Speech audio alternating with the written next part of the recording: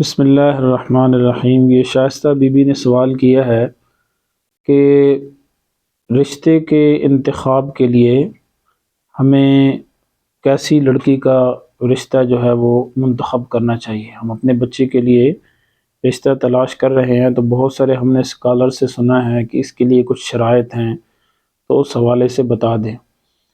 دیکھیں، رشتے کا انتخاب کرنا، کسی عورت کا انتخاب کرنا نکاح کے لیے ایک بہت اہم مرحلہ ہے، اور شریعت مطہرہ نے اس کے لیے جو ہے وہ تعلیمات اور ہدایات ہمیں جاری کی ہیں۔ مختصراً میں عرض کر دیتا ہوں۔ ایک حدیث میں آتا ہے جو حضرت سیدنا ابو ہریرہ رضی اللہ تعالیٰ عنہ سے منقول ہے کہ آپ صلی اللہ علیہ وسلم نے ارشاد فرمایا کہ تنکح المرأة لأربع، کسی بھی عورت کے ساتھ جو نکاح کیا جاتا ہے تو عمومی طور پر لوگ جو ہے چار چیزوں کو دیکھتے ہیں۔ تو چار میں سے کسی ایک کو دیکھتے ہیں یا چاروں کو دیکھتے ہیں۔ ان میں سے ایک چیز یہ ہے کہ لمالہا، عورت کے مال کی وجہ سے، کہ بھئی عورت مالدار ہو، تو لوگوں کی رغبت ہوتی ہے کہ مالدار عورت سے شادی کی جائے تاکہ ہمیں پیسہ ہو جائے، حاصل ہو جائے۔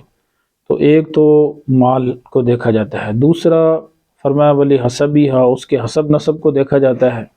اگر حسب نسب والی عورت ہوتی ہے تو یہ بھی ایک پلس پوائنٹ ہے، اور اس کی وجہ سے بھی لوگ کیا ہے رشتہ طے کرتے ہیں اور ایسی عورت کا انتخاب کرتے ہیں۔ تیسری جو چیز ہے فرمایا ولی جمالیہا، کہ عورت کے جمال کو اور اس کے حسن و جمال کو دیکھا جاتا ہے کہ اگر وہ خوبصورت ہے تو یہ بھی ایک پلس پوائنٹ ہوتا ہے جس کی وجہ سے لوگ رشتے کا انتخاب کرتے ہیں۔ بلکہ ہمارے بہت سارے معاشرے میں عمومی طور پر اسی کو دیکھا جاتا ہے، یا تو خوبصورتی کو دیکھا جاتا ہے یا مال کو دیکھا جاتا ہے۔ حسب و نسب کو بھی بہت کم لوگ دیکھتے ہیں۔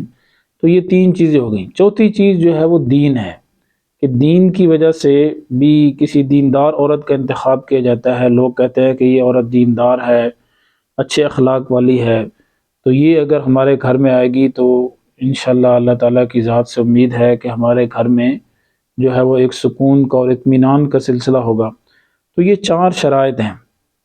آپ صلی اللہ علیہ وسلم نے فرمایا کہ ان چاروں چیزوں کی وجہ سے عورت سے نکاح کیا جاتا ہے، لیکن آگے آپ نے ارشاد فرمایا کہ دین والی عورت کو ترجیح دو، کہ اگر دیندار عورت تمہیں مل جائے تو اس کو تم ترجیح دو، اور فرمایا کہ تیرے ہاتھ خاک میں آلود ہوں۔ محبت کے لیے آپ نے یہ جملہ ارشاد فرمایا کہ دیندار عورت تمہاری مطلوبہ ہونی چاہیے۔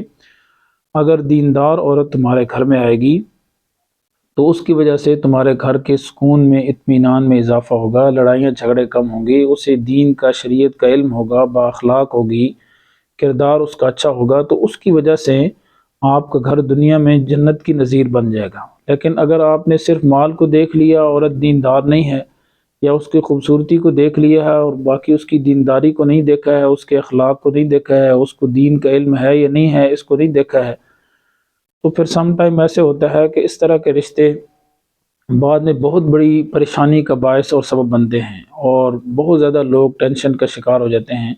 تو اس لیے مختصراً میں نے عرض کیا ہے، باقی تفصیل سے آپ جو اسلامی کتب ہیں ان سے بھی رہنمائی حاصل کر سکتے ہیں۔ ویڈیو میں اتنے لمبے طریقے سے یعنی ڈیٹیل کرنا ممکن نہیں ہے، تو مختصراً میں نے عرض کیا ہے کہ دیندار عورت کو ترجیح دینی چاہیے۔